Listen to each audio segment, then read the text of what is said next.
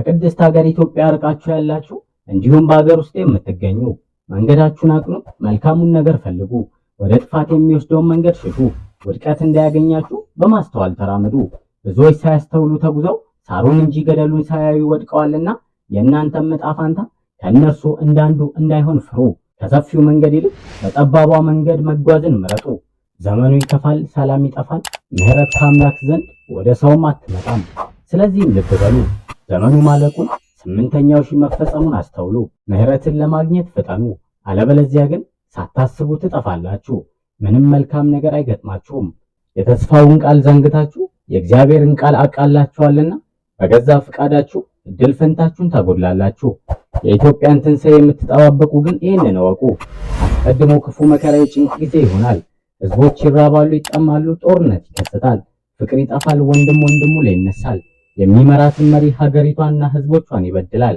ነገር ግን እንደ መሻ አይቀርምና ብርሃን ይሆናል። የኢትዮጵያን ትንሣኤዋን የታመኑ ልጆቿ ያያሉ። ሁሉም በድንገት እንደ ዓይን ጥቀሻ ያልፋል፣ ዋይታ እንጂ ሰላም አይኖርም። ለዚህ የመከራ ዘመን የተላለፈ አስቸኳይ መልእክቱ የብዙዎቻችንን ጥያቄ የመለሰ መልእክት ነው። በዚህ የመከራ ዘመን እኛ ምን እናድርግ? ከሚመጣው ጥፋት ለመዳን ይረዳን ዘንድ ገዳማውያን አባቶች ምን አሉ? ሰላም ጤና ይስጥልን ውድ የቃል ሚዲያ ቤተሰቦች እንደምን አላችሁ? በዛሬው መርሃ ግብራችን ስለማይቀረውና ስለሚመጣው አስጨናቂ የመከራ ጊዜና ሰዓት ገዳማውያን አባቶች ያስተላለፉትን መልእክት ላይ የተጠናከረ መረጃ ይዘን ስለቀረብን በጥሞና እንድትከታተሉን እየጋበዝን ለቻናላችን አዲስ ከሆናችሁ ላይክ፣ ሼር፣ ሰብስክራይብ በማድረግ አዳዲስና ወቅታዊ ሀገራዊና ቤተክርስቲያናዊ መረጃዎች እንዲደርሱ የደውል ምልክቷን በመጫን ቤተሰብ ይሁኑ። ብንሰርቅም ባንሰርቅም እንኳን ክርስቲያኑን መሬት እንኳን ኦርቶዶክስ ሆነ በህይወት ውጣ ውረድ ውስጥ የሰው ልጅ መፈተኑ አንዱ የተፈጥሮ ግዴታው ነውና በኑራችን ፈተና እንግልት ቢበዛብን ተስፋችንን ቢሟጠጥ የፈጠረን አምላክ ጥሎ አይጥለንምና የእርሱ ጊዜ ደርሶ ህይወታችንን አምላክ በበረከትና በእረፍት እስኪጎበኘው በጽናት እንታገስ ያሉት አባታችን አባ አምሃ ኢየሱስ ኑሮ ሲያስመረረን ፈተናው ሲበዛብን የተስፋ ጭላንጭል እንዲሆነን ሁሌም የኤማሁስ መንገደኞችን እናስብም ብለዋል። አክለውም ልባችሁ ከሀገራችሁ ሳይወጣ ኑሮን ለማሸነፍ በሰው ሀገር የምትኖሩ ቅድስት ሀገር ኢትዮጵያ ርቃችሁ ያላችሁ ክርስቲያኖች እናንተ ሉቃስንና ኒቆዲሞስን አብነት አድርጓቸው፣ መምህሮቻችሁም እነርሱ ይሁኑ። ቅዱስ ጳውሎስ በገላትያ መልእክቱ የማታስተውሉ የገላትያ ሰዎች ሆይ በዓይናችሁ ፊት ኢየሱስ ክርስቶስ እንደተሰቀለ ሆኖ ተስሎ ነበር፣ ለእውነት እንዳትታዘዙ አዚም ያደረገባችሁ ማን ነው እንዳለው ዘወትር እግዚአብሔርን በፊታችሁ ተመልከቱ፣ ከመስቀሉም ስር አትጥፉ። እንደ ስምዖን ቀሬናዊው መስቀሉን ተሸክማችሁ ወደ ቀራንዮም ገስግሱ። እንዲሁም በስራና በሌላ ምክንያት ጊዜያታችሁ ከቤተ ክርስቲያን የራቃችሁ እንዲሁ እናንተም ሉቃስና ኒቆዲሞስን መምህራኖቻችሁ አድርጉ። ያኔ ክርስቶስ ወደ እናንተ መጥቶ ድካማችሁን አስወግዶ ወደ ቅድስት ሀገር ይመልሳችኋልና በተስፋው ቃል ተጽናኑ። እንደ ኤማሁስ መንገደኞች ክርስቶስን ልታስቡ በምትችሉበት መንገድም ተጓዙም ብለዋል። ያችን የኤማሁስ መንገድ እስክናገኛት ድረስ ምናልባት ብዙኛ ሊከብደን ይችላል። በእምነታችን ሊያጠነክሩን የማይችሉ መንገዶች ሊበዙና ሊያደናግሩም ይችላሉ። ነገር ግን እውነተኛውን የክርስቶስ መንገድ ለማግኘት ዕለት ዕለት በመትጋት ልንጸልይ ይገባል። በዓለም ላይ ብዙ መንገዶች አሉ። ሰዎቹም በመንገዶቹ ይጓዛሉ። ሆኖም በተለያየ ዓላማን የሚጓዙት ግን ያቺ የኤማሁስ መንገድ የተለየች ናት። አባ ጊዮርጊስ ዘጋስጫም ያቺ የኤማሁስ መንገድ ምንኛ እድለኛ ናት፣ ስለ ጌታችንና መድኃኒታችን ኢየሱስ ክርስቶስ ስቅለት የሚወራባት፣ ክርስቶስ በእግሩ እየባረከ የነቢያትን ትምህርት የተረገመባት፣ የጠወለገ የደከመ የሚበረታባት መንገድ ምንኛ ድንቅ ናት በማለት ያወድሳሉ። የእጁን ታምራት የቃሉን ትምህርት የሰሙ ከዋለበት የዋሉ ካደረበትም የሚያድሩ ከ120 ቤተሰቦች ሉቃስና ኒቆዲሞስ ጌታችን በአይሁድ እጅ ተላልፎ መሰጠቱን አይተው እስራኤልን ያድናቸዋል ብለው ተስፋ ያደረጉት ሞተ ሲባል ከኢየሩሳሌም 60 ምዕራፍ ወጣ ብላ ወደምትገኘው ኤማሁስ መንገድን መጓዝ ጀመሩ። ታሪኩም በሉቃስ ወንጌል ምዕራፍ 24 እንዲህ ተመዝግቧል። እነሆም ከነርሱ ሁለቱ በዚያን ቀን ከኢየሩሳሌም 60 ምዕራፍ የሚርቅ ኤማሁስ ወደሚባል መንደር ይሄዱ ነበር። ስለዚህም ስለሆነው ነገር ሁሉ እርስ በርሳቸው ይነጋገሩ ነበር። ሲነጋገሩና ሲመራመሩ ኢየሱስ ራሱ ቀርቦ ከእነርሱ ጋር ይሄድ ነበረ። ነገር ግን እንዳያውቁት ዓይኖቻቸው ተይዞ ነበረ። እርሱም እየጠወለጋችሁ ስትሄዱ እርስ በርሳቸው የምትነጋገሯቸው እነዚህ ነገሮች ምንድናቸው አላቸው። ቀሎጳም የሚባለው ሉቃስ እንዲህ አለው፣ አንተ በኢየሩሳሌም እንግዳ ሆነ ለብቻ ትኖራለህ? በእነዚህ ቀኖች የሆነውን ነገርም አታውቅምን አለው። እርሱም ይሄ ነገር ምንድነው አላቸው። እነርሱም እንዲህ አሉት፣ በእግዚአብሔርና በሕዝቡ ፊት በሥራና በቃል ብርቱ ነቢይ ስለነበረው ስለ ናዝሬቱ ስለ ኢየሱስ እርሱንም የካህናት አለቆች መኳንንቶችም ለሞት ፍርድ እንዴት አሳልፈው እንደሰጡትና እንደሰቀሉት ነው። እኛ ግን እስራኤልን እንዲቤዥ ያለው እርሱ እንደሆነ ተስፋ አድርገን ነበረ። ደግሞም ይሄ ከሆነ ዛሬ 3ኛው ቀን ነው አሉት። እነዚህ ደቀ መዛሙርት ምንም እንኳን ከጌታ ቤተሰብ ተለይተው ወደ ኤማሁስ መንገድ ቢጀምሩ የሚነጋገሩትም የሚያስቡትም ግን ስለ ቀራንዮ ነበር። ክርስቲያኖች እከብራይል ክቡር እነግሣይል ንጉሥ ማንም የማያበድረው ባለጸጋ አምላካችን ስለኛ ሲል የከፈለውን ዋጋ እንዲል ቅዱስ ኤፍሬም እኛም በሕይወታችን ነገረ መስቀሉን እያሰብን በጠባቧ መንገድ መመላለስም ይገባናል። መላእክት በመፍራትና በመንቀጥቀጥ ከፊቱ የሚቆሙለት በአይሁድ አደባባይ ሲያቆሙ ክቡር ዳዊት እጆች የሰሩኝ አበጃጁኝም ብሎ የተናገረለት እጆቹንና በገነት የተመላለሱትን እግሮቹን በችንካር ሲቸነክሩ ወደ ምድር እንትፍ ብሎ ከደረቅ ግንባር ላይ ዓይንን የፈጠረውን ምራቃቸውን ሲተፉበት ስጋው አልቆ አጥንቱ እስኪታይ ድረስ 6666 ጊዜ በጅራፍ ሲገረፍ ለቅዱሳን ዘውድን የሚያቀዳጃቸውን በሾህ አክሊል ሲያቀዳጁት የብርሃን ልብስን የሚያለብሰንን እርቃኑን በመስቀል ላይ ሲሰቅሉ እኛን ስለመውደዱ ይህ የእኛን መከራ የተቀበለልንን ክርስቶስ ልንረሳው አይገባምና ዘወትር ልናስታውሰውም ይገባል። ቅዱስ ዳዊት በመዝሙር 16 ከቁጥር 8 ሁልጊዜ እግዚአብሔርን በፊቴ አየዋለሁ እንዳለ እኛም ዘወትር አይነ ልቦናችንን ወደ እርሱ ማቅናት ይገባናል። ቀራንዮ ላይ እርቃኑን ተሰቅሎ የሚሰሩትን አያውቁምና ይቅር በላቸው እያለ ሲጸልይ በስህተት መንገዳችን ተጉዘን በኃጢአት እንዳንጠፋ መሆኑን ማሰብ አለብን። ሉቃስና ኒቆዲሞስም ምንም እንኳን ከኢየሩሳሌም እየራቁ ቢሆኑም የሚነጋገሩትና የሚያዝኑት ግን በቀራንዮ ላይ ደሙን ስለፈሰሰው ስጋውን ስለቆረሰው ስለ ኢየሱስ ክርስቶስ ነበረ። ሲራቡ ህብስት አበርክቶ ስላበላቸው፣ ባህር ከፍሎ ስላሻገራቸው እንግዲህ ማን ያበላናል ማንስ ያጠጣናል በማለት አልነበረም። ይልቁንም ለከሳሾቹ ተላልፎ ስለተሰጠው ስለ ክርስቶስ እንጂ። ከሳሽ ፈራጅ ሲሆን ታይቶ አይታወቅም። ነገር ግን በቀራንዮ ከሳሾች አይሁድ ፈራጅ ሆኑ። በዚህም ያለ ከልካይ የሚሉትን ሁሉ ስቃይና በደል አደረሱበት። ሉቃስና ኒቆዲሞስም ስለዚህ ጉዳይ እየተነጋገሩ አዝነውና ተክዘው ሳለ ጌታችን ወደ እነርሱ ቀረበ፣ አብሯቸውን መንገድ ጀመረ። እኛ ግን ክርስቲያኖች ስንገናኝ የምናወራው ስለ ኑሮ ውድነት፣ ስለ ፖለቲካ፣ ስለ ምኞታችን ብቻ ነው። ራሳችንን እንጠይቅ። መቼ ነው እንደ ቅዱስ ሉቃስና ኒቆዲሞስ ቀራንዮን እያሰብን የምንጓዘው? በሕይወታችን ቀራንዮን እያሰብን ግን ስንጓዝ ክርስቶስ ቢመጣ የነቢያቱን ትምህርት ብቻ አይደለም የሚተረጉመው፣ የሐዋርያቱንና የሊቃውንቱን ትምህርት እየተረጎመ ልባችንን በፍቅሩ ያቀልጠዋል ማለት እንጀምራለን። ሉቃስና ኒቆዲሞስ በሄዱበት በዚህች መንገድ ብዙዎች አልሄዱባትም። በዚህች መንገድ ለሚጓዙ ድኩማን ተጓዦች ክርስቶስ ተከተላቸው፣ አብሯቸውም ወደ ቤታቸው ገባ። ለጌታ የተገባ እርሱ የሚያስተናግድበት ቤት ናትና። ዛሬ ወደኛ ሕይወት እንግዳ ሲመጣ ለማሳደር ስንት ምክንያት እንደምንደረድር አስተውሉ። ክርስቶስ ከቤታቸው ገብቶ አብሯቸው እራት ሊበላ ተቀመጠ። እንጀራውን ቆርጦ ሰጣቸው፣ ዓይናቸውም ተከፈተ። ቅዱስ ኤፍሬምም ይህንን ትህትና ምን ይደንቅ ምን ይረቅ ይለዋል። ሰማይ ዙፋኔ ነው፣ ምድር የእግሬ መረገጫ ናት እያለ አምላክ እንጀራን ይበላ ዘንድ ከአንዲት ደሳሳ ጎጆ በመግባቱ የጠወለጉትን ሊያለመልም የደከሙትን ሊያበረታ ነው። ክርስቶስ ወደ ሉቃስና ወደ ኒቆዲሞስ ቤት ገባ። እንጀራውንም ቆርሶ ሰጣቸው። ያን ጊዜ ዓይናቸው ተከፈተ።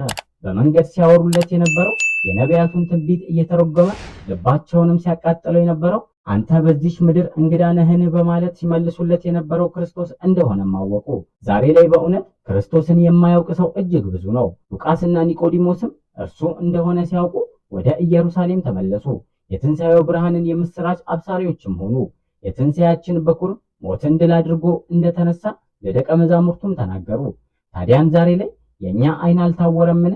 እግዚአብሔርን ማየት እንችላለን? ቤተ ክርስቲያንንስ አይተናት እናውቃለን? ብለን ራሳችንን መጠየቅ ይገባናል። የኃጢአት ሞራ ዓይናችንን ጋርዶት ዘወትር ስለ ቁሳዊ ነገር ብቻ እየተመለከትን ነውና ክርስቶስ ወደ ቤታችን እንዲገባና የትንሣኤው ምስክሮች እንሆን ዘንድ እንለምነው። ቅዱስ ዮሐንስ በራዩ እነሆ በደጅ ቆሜ አንኳኳለሁ፣ ማንም ድምፄን ቢሰማ ደጁንም ቢከፍትልኝ ወደ እርሱ ገባለሁ፣ ከእርሱም ጋር እራት እበላለሁ፣ እርሱም ከኔ ጋር ይበላል ብሎ እንደነገረን አምላካችን ዘውትር በደጅ ቆሞ እያንኳኳ ነውና የልባችንን በር ልንከፍትለት የሰላም ንጉሥ ሰላማዊ ኢየሱስ ክርስቶስ ሆይ ግባ፣ ሰላምን አድለን ልንለው ይገባል። ያኔ ዓይናችን ይገለጣል፣ መንገዳችን ይቃናል፣ ሕይወታችን ይታደሳል፣ ያዘነ ከሐዘኑ ይረጋጋል። በአሁኑ ሰዓት ሀገራችን ላይ ሆነ በዓለማችን ላይ እየተከሰቱ ያሉ ነገሮች የአዋልድና የመጽሐፍ ቅዱስ ትንቢቶች እየተፈጸሙ እንደሆነ ማሳያ ናቸው ያሉት የዋልድባ ገዳም መናንያን አባቶቻችን ብዙ ፈተና ከሀገራችን ትንሣኤ በፊት እንደሚከሰቱና ምርቱን ከግርዱ እንደሚለዩ በቅዱሳት መጽሐፍት አስቀድሞ ተጽፏልና እምብዛም አንደንግጥ፣ ነገር ግን በቀጣይ ጊዜያቶች የሚሆነውን ነገር በመረዳት ቀድመን ራሳችንን እናዘጋጅም ብለዋል። አሁን ላይ ከታላቅ መከራ በኋላ የኢትዮጵያ ትንሣኤ ይሆናል ተብሎ በፍካሬ ኢየሱስ ላይ የተጠቀሰው ጊዜ እንደደረሰም ነው። ታዲያን ሀገራችን ኢትዮጵያ ከመከራዋ እንደምታርፍና ወደ ፍስሐ እንደምትገባ በቅዱሳት መጽሐፍት ቢጠቀስም ለመከራዋ ጽናት፣ ለችግሯ ብርታት መንስኤው ምንድነው ብለን መጠየቁ ግን አይከፋም። አንዲት በኢኮኖሚ ደካማ የሆነች ሀገርን የሙጥኝ ብሎ በመያዝ ለማፍረስ ኃያላኑ ሀገራት ለምን ፈለጉ ብንል ከመንፈሳዊ ዓላማ ውጪ ምንም ምክንያት እንደሌላቸው እንረዳለን። ነጮቹ ኢትዮጵያንና ኢትዮጵያውያንን ለማጥፋት የሚፈልጉት መንፈሳዊ አቅማችንን ለመንጠቅ ነው። ምክንያቱንም ስንመለከት የዓለም ኃያልነትን በመቆጣጠር ገናና ሀገር እንደምትሆን በቅዱሳት መጽሐፍ ስለተጻፈና ይህንን እውነት ኃያላኑ ስለሚያውቁትም ነው። በመጨረሻው ዘመን ክርስቶስን ለመውጋት ሐሳዊ መሲህ የሚያስከትላቸው ጎግ ማጎግ ትልቅ ሴራን ጠንስሰው በአሁኑ ሰዓት ሀገራችንን የማፍረስ ስራን እየሰሩም ነው። በዘር፣ በብሔር፣ በጎሳ፣ በቋንቋ ከፋፍለውን ሲያበቁ የሀገር መሰረት የሆነችውን ቅድስት ቤተክርስቲያናችንን ለመከፋፈልና ለመበተን አሁንም ተቃርበዋል። እኛም እየከፋፈሉን እንደሆነ እያየን መንቃትና በህብረት መቆም ስለተሳነ ሀገራችንም አልፈው ቤተክርስቲያንን ሲያፈርሱ ቆመንም እያየን እየታዘብን ነውና ሳይረፍድ እንንቃ፣ በአንድነትም እንቁም ሲሉ ገዳማውያኑ አባቶቻችን መልእክትን አስተላልፈዋል። ባለቤቱን ካልናቁ አጥሩን አይነቀንቁ እንዲሉ አንድነታችን ስለጠፋ አስቀድመው ሀገራችንን አሁን ደግሞ ተዋህዶ እምነታችንን ለማፍረስ ኃያላኑ ሴራን እየጠነሰሱ ያሉት የኢትዮጵያን ትንሣኤን ለማስቀረት ሲሆን ሀገራችን ላይ ያለውን የዘርና የሃይማኖት ግጭት እንዲቀጥልና እንዲስፋፋ ምድራችንን በደም እንድትጨቀይ ዛሬም የተቻላቸውን እያደረጉ ነው። ለዚህም ተግባራቸው ተባባሪ የሆኑት የመንግስት አካላትና ሌሎች ግለሰቦችም የንጹህን ደም ስላፈሰሱ ቅድስቲቱን ሀገርና ተዋህዶን እምነት ለማፍረስ ስለሰሩ መቅሰፍት ዋጋቸው ይሆናል። ለኃጢአት ስራቸውም ፍርድን ከአምላክ ይቀበላሉ። ኃጢአትን ግብሩ ያደረገ ወንድሙን የበደለ መከራ ይጸናበታል። የኢትዮጵያ ትንሣኤም ቀድሞ ጥፋት ያገኘዋል። ለተገፉና ለተበደሉት አምላክ አጽናኝ መልአክን ይልካል። ያኔ የእናት እንባ የአባት ሐዘን የበዛበትም ጊዜ ያበቃል። ልጅ ወጥቶ የሚቀርበት ወላጅ የሚጨነቅበት የመከራው ጊዜ ማብቂያ ይሆናል። እግዚአብሔር በምህረቱ ሕዝቡን የሚጎበኝበት ጊዜም ሩቅ አይደለም። ልዩ ልዩ ፈተና በሚገጥማችሁ ጊዜ እንደ ሙሉ ደስታ ቁጠሩት ያለን አምላካችን እንባችንን ሊያብስ ስብራታችንን ሊጠግን ይመጣል። ነገር ግን ይህ የሚሆንበት ጊዜ ገና ነው። እስከዚያ ግን ግፈኞች ምድርን ያውቋታል፣ በክርስቲያኑ ላይ መከራንም ያጸናሉ። ምድርን ፈተናዋ በዝቶ ወደ ፈጣሪዋ ትጮኻለች፣ ታለቅሳለች። ነቢየ እግዚአብሔር ቅዱስ ኤርምያስም ምድር እስከ መቼ ድረስ እያለቀሰች ትኖራለች የሚለውን ጥያቄ በምሬት ቃል ይጠይቃል። አምላካችን እግዚአብሔር ይህችን ምድር የፈጠራት እጽዋቱን፣ አዝርዕቱን፣ አትክልቱንም አብቅላ ለሰውና ለእንስሳም ለፍጥረት ሁሉ የሚበጀውን ምግበ ሥጋ ምግበ ነፍስ አስገኝታ እንድትመግብ ልብስንም ጉርስንም መጠለያም ሆና እንድታገለግል ለበጎ ዓላማ ነበር። እግዚአብሔር ምድርን ለበጎ ዓላማ እንደፈጠራት ሲያጠይቅም ምድር ባዶ ነበረች ይለናል። ከሁሉ አስቀድሞ ከክፋት፣ ከችግር፣ ከክፉ ነገር ሁሉ ባዶና ንጹህ አድርጎ አምላክ እንደፈጠራት ኦሪት ዘፍጥረት ምዕራፍ 1 ይነግረናል። ምድርም ብቻ ሳይሆን ሁሉም ስነ ፍጥረት በየወገናቸው በጎና መልካም አድርጎ እንደፈጠራቸው እርሱም ከፈጠራቸው በኋላ በጎና መልካም እንደሆኑ ማየቱን እግዚአብሔርም መልካም እንደሆነ አየ በማለት በኦሪት ዘፍጥረት መጽሐፍ ተጽፎ እናገኛለን። ታዲያን ይህቺ ለሰው ልጅና ሕይወት ላለው ፍጥረት ሁሉ በሰማይ ለሚበሩ በምድር ለሚሽከረከሩ በባህር በየብስ በሁሉ ቦታ የሕይወት ምንጭ የመኖሪያ ህልውና ምክንያት የሆነች ለሕያዋን ሁሉ ልብስና ጉርስ ብሎ መጠለያ መከለያ ውበት ጌጥ የሆነች ምድር በሰው ልጅ ጣልቃ ገብነት ምክንያት ባልተገባ ስራቸውና ክፋታቸው ምክንያት እያለቀሰች እየደማች እያዘነች እያነባች ነው። ምድር ለምን ታለቅሳለች? የለቅሶዋ ምክንያት ምንድነው? የሚለውን ነገር ታዲያ አሁን ላይ ወሳኝና መሰረታዊ ጥያቄ ነው።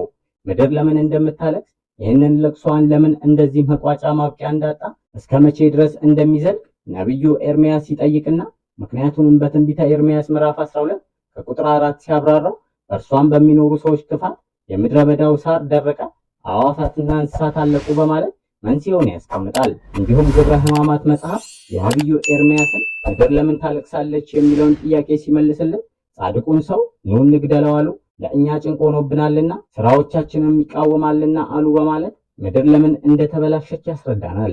በመቀጠልም ከዚህ ዓለም በጎ ሰው ጠፍቷልና ከዚህ ዓለም ፍርድን የሚያውቅ ሰው የለምና ሁሉም ባልንጀራውን ያስጨንቃል። ከእንግዲህም ወዲህ ወላጆቻችሁን አትመኗቸው፣ አለቆቻችሁንም ተስፋ አታድርጓቸው።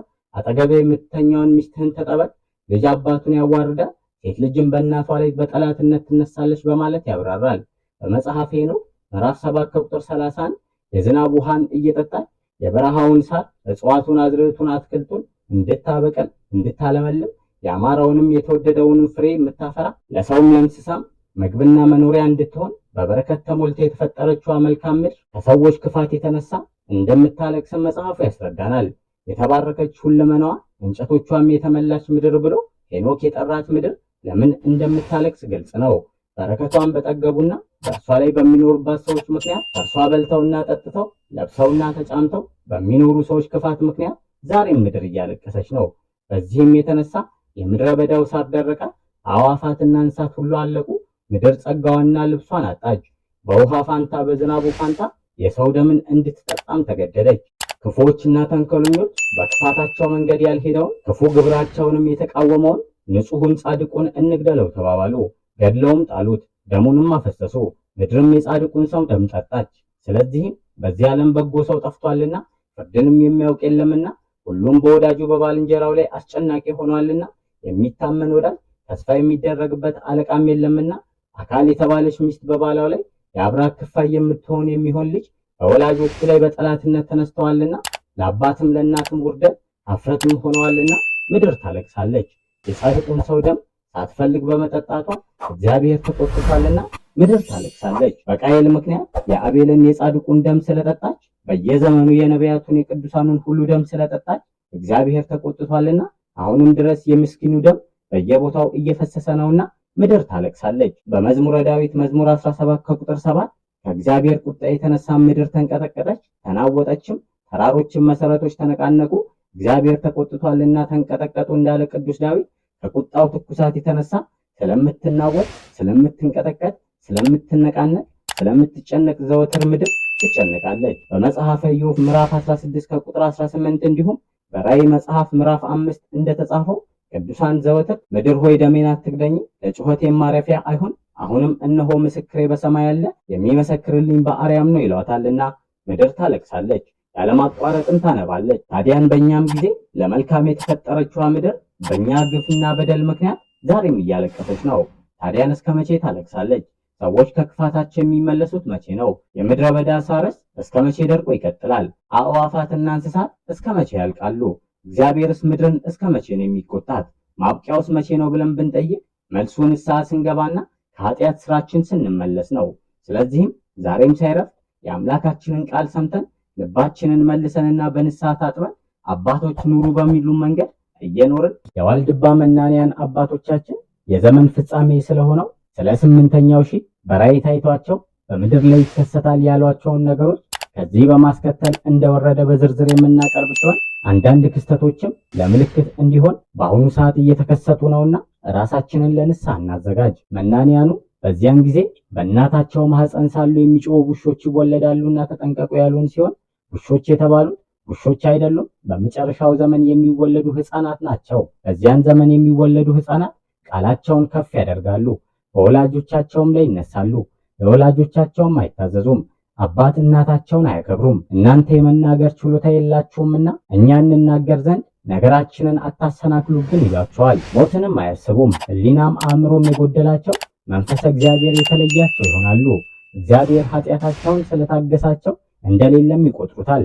በስራቸው የጎሰቆሉ በሐሳባቸው የረከሱ ይሆናሉ። ባህላቸውን ይለውጣሉ፣ የያዙትን ይጥላሉ፣ ያላዩትን ይናፍቃሉ። ሰዋዊ ባህሪያቸውን በእንስሳ ባህሪ ይለውጣሉ። ነውርን ይንቃሉ፣ ኀፍረትን ይገልጣሉ። ስጋዊ ፍትወትን በሚያስፈጽሙ ስራዎች ሁሉ የሐሳዊ መሲዎች ተልእኮ ልባቸውም ይጠለፋል። አምላካቸውን ይረሳሉ። የሀገር ፍቅር የሀገር ክብር አይሰማቸውም። የአባት የእናታቸውን ምክር አይቀበሉም። ተውን ልቀቁን እንሩጥ እንፈርጥጥ ይላሉ። በዝሙት ፍቅር ይወድቃሉ።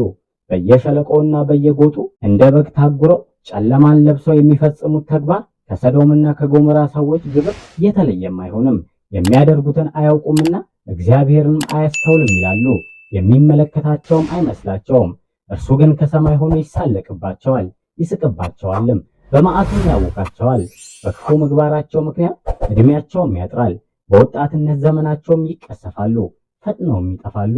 ይህም ብቻ አይደለም፣ በዚያን ጊዜ ረሃብና ችግር ይሆናል። ሰው የሰውን ሥጋ ይበላል፣ እርስ በርሱ ይጫረሳል።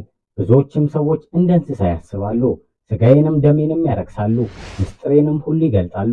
ከወዳጆቻቸውና ከዘመዶቻቸው ጋር ይሴስናሉ፣ ሰውነታቸውን ያሳድፋሉ፣ ያልፈጠራቸውንም ያመልካሉ። ስለዚህም የሚፈጃቸውን ጨካኝ ንጉሥ ይነሳባቸዋል፣ ታላቁንም ታናሹንም ያሰቃያሉ። ሴቱም ወንዱም፣ መነኩሳትም ካህናትም፣ ሕዝብም በየአገሩ ሁሉ ይሰቃያል። ከዚህ ክፉ መከራ የተረፉትስ እንኳን ልባቸውም አይመለስም፣ በልቦናቸው ድንቁርና ሞልቷልና አምላክም ቁጣውን ያወርድባቸዋል። ስለዚህም እናንተ አስተውሉ፣ በዚያን ጊዜ ተጠንቀቁ። እንዲህም ይሆናል፣ ሰብል በደረሰ ጊዜ አንበጣና ኩብኩቤ የምድራቸውን ፍሬ የሚበላ መቅሰፍት ይላክባቸዋል። በየአገሩ ጸብና ክርክር ይነሳል፣ እህል ይታጣል፣ በብዙ ዋጋም ምግብ አይገኝም። የዚያን ጊዜ ንብረት የተበላሸ ነው፣ በግም ላምም እንስሳም ሁሉ ያልቃል። ቤተ ክርስቲያን ይዘጋል፣ ከሰው ሕይወትም ጣዕም ይጠፋል። የሚፈጃቸው ዘንዶ ይመጣል፣ ተኩላም እባብም ጅብም ነብርም አንበሳም ይፈጃቸዋል። የሮጠም አያመልጥም፣ የተሰማራም ተመልሶ አይገባም። የዶሮም ጫጩት ከእናታቸው ጉያ እንደሚነጥቅና እንደሚወስድ ጠላፊ አሞራ መቅሰፍት ይመጣባቸዋል። በዚያን ጊዜ ተጠበቁ። ወርቅ ይናቃል፣ መዳብ ይከብራል። ወርቅ የተባለው ወርቅ አይደለም፣ ወርቅ የተባሉት ክርስቲያኖች ናቸው። መዳብ የተባሉት አረመኔዎች ናቸው። አረመኔዎቹ ራሳቸውን ከፍ ከፍ ያደርጋሉ፣ ግብዞችና ማስተዋል የሌላቸው ሰዎችንም ይወልዳሉ። በዚያን ጊዜ ብዙ ወንዶች በጦርነት ያልቃሉ። አንድ ወንድ የ7 ሴቶች ባል ይሆናል። እነሱም እንጀራችንን ሰርተን እንበላለን፣ ልብሳችንንም ፈትለን እንለብሳለን። ስምህን ብቻ በእኛ ላይ በባልነት ይጠራ፣ ባል የላቸውም ከመባል አድነን ይላሉ። በዚያን ጊዜ ተጠበቁ። በእነዚያ ወራትና ዘመናት እውነተኛ ፍርድ የሚፈረድባት ከተማ ሰፍኖባት የነበረች ሀገርም የነፍሰ ገዳዮችና የልዩ ልዩ ወንጀለኞች ዋሻ ትሆናለች። ባለስልጣኖችና ሹማምንቶች ከአመፀኞች ጋር ይተባበራሉ። ሁሉም ጉቦ ይወዳሉ፣ መማለጃን ይቀበላሉ፣ ልዩ ልዩ እጅ መንሻንም ለማግኘት ይጣደፋሉ። በዚህም የተነሳ በድሃና በሀብታም መካከል ትክክልን አይፈርዱም። ስለ ጉቦና ስለ መማለጃ ሐሰተኛውን እውነተኛ፣ እውነተኛውን ሐሰተኛ ለሚያደርገው ክፉንም መልካሙን ክፉ ለሚሉ፣ ጨለማውን ብርሃን፣ ብርሃኑን ጨለማ ለሚያደርጉ፣ መራራውን ጣፋጭ፣ ጣፋጩንም መራራ ለሚሉ ወየውላቸው። በዚያን ጊዜ ለብሩህ ክብር የታጩ፣ በማዕረግ የተሾሙ፣ በከፍተኛ ደረጃ ላይ የሚገኙ አደራቸውን ይዘነጋሉ፣ ሀገራቸውንም ይክዳሉ፣ መሐላቸውን ያፈርሳሉ፣ ከባለሟልነታቸው ይወጣሉ፣ ከማዕረግና ሹመት ጓደኞቻቸው ይነጠላሉ። ክፉ ስራቸው በተገለጠባቸው ጊዜ ይጸጸታሉ፣ ባልባሌም ቦታ ወድቀው ሞተው ይገኛሉ። ስለዚህ የእሳት ወላፈን ቃርሚያ እንደሚበላ፣ ገለባንም በእሳት ነበልባል እንደሚጠፋ፣ አመድም በነፋስ ኃይል ተጠርጎ እንደሚበተን እንዲሁ የእነሱ ስር ይበሰብሳል፣ ቡቃያውም ይደርቃል፣ እንደ ትቢያም ይበናል። የእግዚአብሔርን ሕግ ተላልፈዋልና የተናገረውንም ቃል አቃለዋልና ፍጻሜያቸው አያምርም። በዚያን ጊዜ ተጠንቀቁ። አባት ልጁን፣ ወንድምም ወንድሙን ይጠላል፣ እህት እህቷን፣ አማትም አማቷን አትወድም። ባልንጀራም ባልንጀራውን ይከዳል። አባትም ልጁን ለሞት አሳልፎ ይሰጣል። አባት እናታቸውንም ያስገድላቸዋል። ለሰው ጠላቱ ቤተሰቡ ይሆናል። እኔን ይፈሩኛል፣ ተግሣጼንም ይቀበላሉ። ካዘዝኳትም ትእዛዝ ምንም አይጠፋም ብዬ ነበር። እነርሱ ግን በማለዳ ተነስተው ድርጊታቸውን ሁሉ አረከሱ። ስለዚህም መዓቴንና የቁጣዬን ትኩሳት ሁሉ አፈስባቸው ዘንድ ፍርዴን አሕዛብን ለመሰብሰብ መንግስታትንም ለማከማቸት ነውና ምድር ሁሉ በቅናቴ እሳት ትበላለች። ደግሞም ስለ እስራኤልና ስለ ኢትዮጵያ እንዲህም ተብሏል።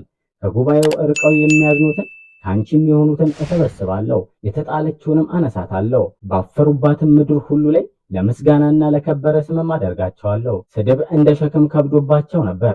በዚያን ዘመን እነሆ ባስጨነቁሽ ሁሉ ላይ መዓትን አወርድባቸዋለሁ።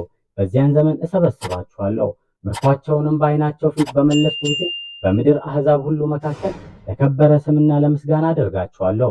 በዚያን ጊዜ ሁሉም አንድ ሆነው እግዚአብሔርን ያገለግሉ ዘንድ ስሙን እንዲጠሩ በንስሐ ልሳን እመልሳቸዋለሁ።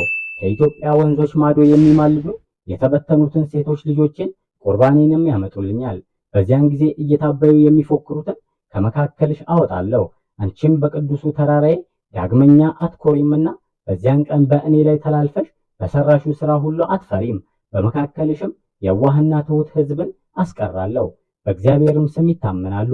የእስራኤል ቅሬታዎች ኃጢአትንም አይሰሩም፣ ኃጢአትንም አይናገሩም። ኢትዮጵያውያንም እንዲሁ በአፋቸው ውስጥ ተንኮልና ምላስም አይገኝም። እነሱ ይሰማራሉ ይመሰገኑማል፣ የሚያስፈራቸውም አይኖርም። የጽዮን ልጅ ሆይ ዘምሪ፣ እስራኤል ሆይ እልል በይ፣ ኢትዮጵያም ሆይ ደስ ይበልሽ። የኢየሩሳሌም ልጅ ሆይ በፍጹም ልብሽ ሐሴትን አድርጊ፣ ደስም ይበልሽ። እግዚአብሔር ፍርድሽን አስወግዷል፣ ጠላትሽንም ጥሏል። የእስራኤል ንጉሥ እግዚአብሔር በመካከልሽ አለ። ከእንግዲህም ወዲህ ክፉን ነገር አታይም። አምላክሽ እግዚአብሔር በመካከልሽ ታዳጊ ኃያል ነው። ደስታሽም ከአንቺ ዘንድ ደስ ይለዋል፣ በፍቅሩም ያርፋል፣ በአንቺም ደስ ይለዋል። ስለ አንቺም ክፉ የሚያስቡትን አሕዛብ አጥፍቻለሁ፣ ግንቦቻቸውን ሁሉ አፈርሰዋለሁ። መንገዳቸውንም ማንም እንደማያልፍባት ምድረ በዳ አድርጌያለሁ። ከተሞቻቸውንም ማንም እንዳይኖርባቸው አንድስ እንኳን እንዳይቀመጥባቸው ሆነው ፈርሰዋል። ይህን የማደርገው እኔ ነኝ ይላል እግዚአብሔር በማለት ገዳማውያኑ አባቶቻችን እግዚአብሔር አምላክ ያሳያቸውን ራእይ ልከውልናል። ታዲያን እኛም አሁን የዘመን ጠርዝ ላይ ነው የምንገኘው። የጌታ ምጽአት ቅርብ ነው። ስለዚህም ንስሐ እንግባ። በዕለተ ምጽአት አምላክ ሲመጣ 3 ጊዜ ታላቅ የሆነ መለከት መነፋቱ አይቀርም። ይህ የመለከት ድምፅ ሙታንን ሁሉ የሚያነቃ ነው። በዚያን ጊዜ ምድር አድራዋን ትመልሳለች። በመጀመሪያ አዋጅ መለከት ሲነፋ በዓለም ዳርቻ ሁሉ የተበተነ የሥጋ ትቢያም ይሰበሰባል። በላይ ያለውና በታች ያለው፣ በባህር ያለውም በየብስ ያለው፣ በአራዊትም ሆድ ያለው በልዩ ልዩ ሞት ፈጽሞ ያረጀና የጠፋ በምድር ላይ የወደቀ የሥጋ ቅርፊትም ሁሉ ወደ ቀደመ መገኘው ይሰበሰባል። በሁለተኛው የአዋጅ መለከት ሲነፋ አጥንቶች ከሥጋና ከደም ጋር ይዛመዳሉ። ያለመንቀሳቀስ ያለመናወጥም እስከ ጊዜው ድረስ ፍጹም በድን ይሆናሉ። በሦስተኛው አዋጅ መለከት ሲነፋም ሙታን እንደ ዓይን ጥቅሻ ፈጥነው ይነሳሉ። ጻድቃንና ኃጥአን ክፉም ቢሆኑ በጎም ቢሆን በሕይወታቸው ዘመን ሁሉ የሰሩትን ከምድር የተከተላቸውም ስራቸው ተሸክመው ይነሳሉ። ጻድቃንን በቀኙ ኃጥአንን በግራውም ይቆማሉ። በቀኝ ያሉትን እናንተ የአባቴ ብሩካን ዓለም ሳይፈጠር የተዘጋጀላችሁን መንግሥተ ሰማያት ተወርሱ ዘንድ ወደ እኔ ኑ። ብራብ አብልታችሁኛል፣ ብጠማ ጠጥታችሁኛል፣ እንግዳ ብሆን አሳድራችሁኛል፣ ብታረዝ አልብሳችሁኛልና፣ ብታመምም ጎብኝታችሁኛል፣ ብታሰርም መታችሁ ጠይቃችሁኛል በማለት ወደ መንግሥቱ ሲያስገባ በግራ የቆሙትን በወቀሳ ቃል እንዲህ ይላቸዋል። ብራብ አላበላችሁኝም፣ ብጠማ አላጠጣችሁኝም፣ እንግዳ ብሆን አላሳደራችሁኝም፣ ብራቆትም አላለበሳችሁኝምና፣ ብታመምም አልጎበኛችሁኝም፣ ብታሰርም አልጠየቃችሁኝምና ለሰይጣንና ለጭፍሮቹ ወደ ተዘጋጀላቸው ወደ ጥልቁ ትሄዱ ዘንድ እላችኋለሁ ይላቸዋል። ለሰይጣንና ለጭፍሮቹ ወደ ተዘጋጀላቸው ወደ ጥልቁ ትሄዱ ዘንድ አላችሁ ይላቸዋል። ታዲያን እኛም ከግራው ሳይሆን ከቀኙ ለመቆም ርስት መንግሥተ ሰማያትን ለመውረስ ንስሐ እንግባ። የአባቶቻችንን ቃል እየሰማን ከዚህ ክፉ ዘመን እንጠበቅ እያልን መርሃ ግብራችንን በዚሁ አበቃን። አምላካችን እግዚአብሔር ለሀገራችንና ለቤተ ክርስቲያናችን ሰላም አንድነትን ይስጥ። ወስብሐት ለእግዚአብሔር ወለወላዲቱ ድንግል ወለመስቀሉ ክቡር። ይቆየን። ቃል ሚዲያ። ብንሰርቅም ባንሰርቅም እንኳን ክርስቲያኑን መሬት እንኳን ኦርቶዶክስ ሆነ